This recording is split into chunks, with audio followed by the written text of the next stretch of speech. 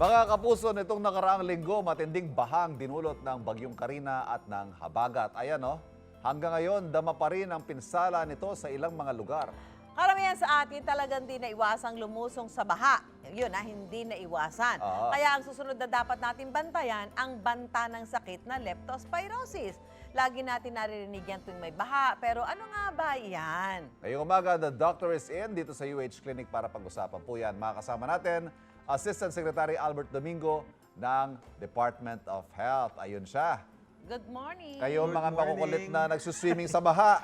Galit si Doc sa inyo. Nako. Ito, galit si Doc daw sa mga talagang pinili pang lumusong. Ay, Pero yung wala namang choice, naintindihan kayo ni Doc. Opo, Naintindihan namin kayo. Oo naman, pero Aba. huwag lang talaga mag-swimming. Wag Please Ito, naman. Doc, kapag may baha, madalas natin naririnig yung leptospirosis. Yes. Pakipaliwanag nga, ano po ba itong sakit na ito at gaano ito kadelikado?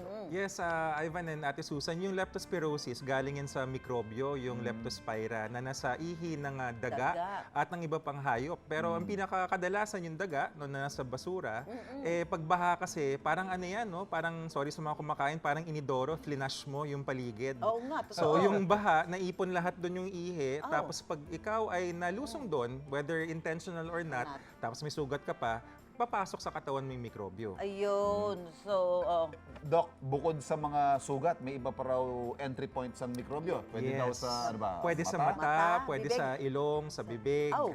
Kaya yung mga nagsiswimming, kahit wala silang sugat, nakita mo naman parang, ay, Nagsisigat. napalinon ako, Sabi- di pumasok yung lepto. sabi, Di Diba?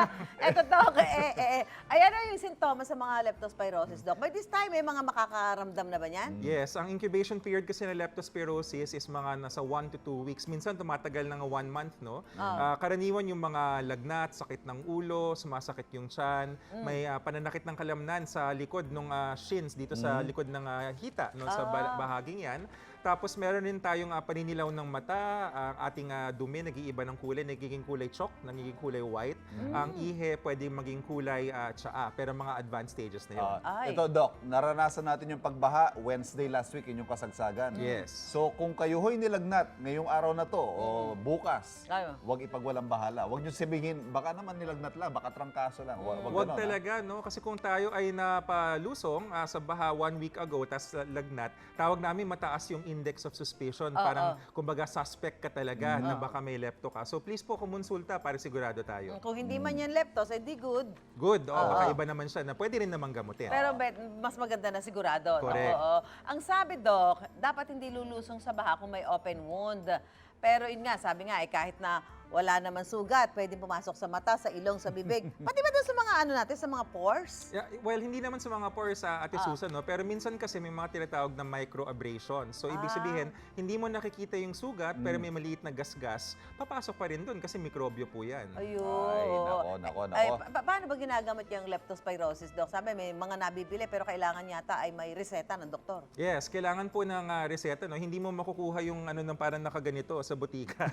Kailangan siya may reseta. At pagka naresetahan po yan, meron kasing iba-ibang risk. Yung high risk, So yung dosage, nag-iiba-iba rin? nag-iiba-iba. Yun. Kapag high risk ka, ibig sabihin madalas kang nalulusong, baka yung lugar mo hindi pa natutuyuan. May mga ganyang lugar ngayon, no? Or kayo po sa media na talagang pinapa-cover kayo, Yes, so may protocol po yan. Iba yan sa medium risk naman na isang beses ka lang napalusong at may sugat. Tapos iba rin yun sa low risk na wala kang sugat, tapos isang beses ka lang napalusong. Doc, ito may pinag-usapan din preventive. Halimbawa, yung mga lulusong ba sa baha, gusto mag-extra ingat, pwede ba silang uminom bago pa lumusong? Na, alam ko, no choice ako so iinom na muna. Yes, and just importante yung ating doktor. Kasi Ayun. based on evaluation, nakita ng doktor na, kunyari, ang mga field reporter, talagang lulusong talaga So, pag nakita ng doktor yan at kamusta ang katawan ninyo, hindi kayo buntis, by the way, bawal sa buntis ang doxycycline. Kaya importante ho talaga na kumukonsulta kasi may mga ganyang bagay. Pwede kayong bigyan, pero it will depend on the evaluation of the doctor. Yung doktor ang magde-determine kung Ito, Doc, bibigyan ka. linawin natin. So, yung mga kapuso natin na lulusong pa lang, pwede, but tanong nyo muna sa doktor. Yes, Pero yung after, pagkalusong mo, pwede ka bang uminom agad-agad? After, kailangan pa rin magpa-evaluate kasi tatlo nga yung risk levels natin. Oo. So, iba rin kasi yung dosing eh. So, kung yari, alam nga natin na high risk, iba ang ibibigay na reseta sa'yo. O, kasi pwede ka baka ma-overdose ka naman, di ba? Correct. Actually, Ate Susan, hindi yung overdose yung mas kinakatakutan dito. Ano Ang po? kinakatakutan natin yung antimicrobial resistance. Ano po ibig sabihin nun? Ganang Olympics nang nangyayari ngayon, no? Yung mga microbial, yung mga Lumalaban? Oo, lumalaban. Nagtitraining sila. Ay! Kasi pagka binigyan mo sila ng antibiotic na mali ang nagre-resist dose, na sila. nagre-resist sila, lumalakas sila.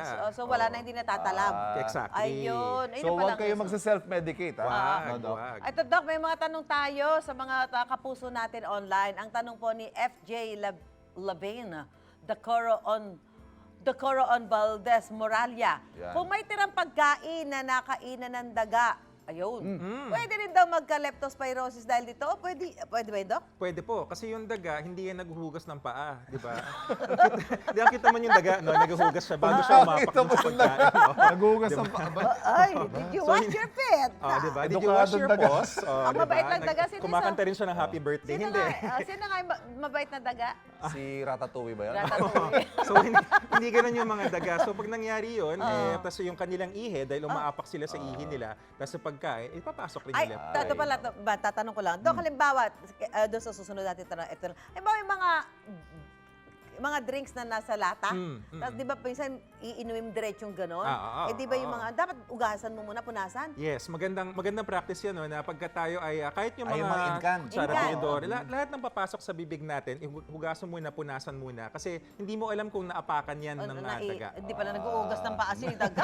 Sira totoo. Grabe, si Ratatouille. Ito, tanong naman mula kay Elvis John Valderrama, okay po ba na pangontra leptospirosis yung paglilinis ng paa gamit ang sabon? Halimbawa, after exposure, sabunin mo yung...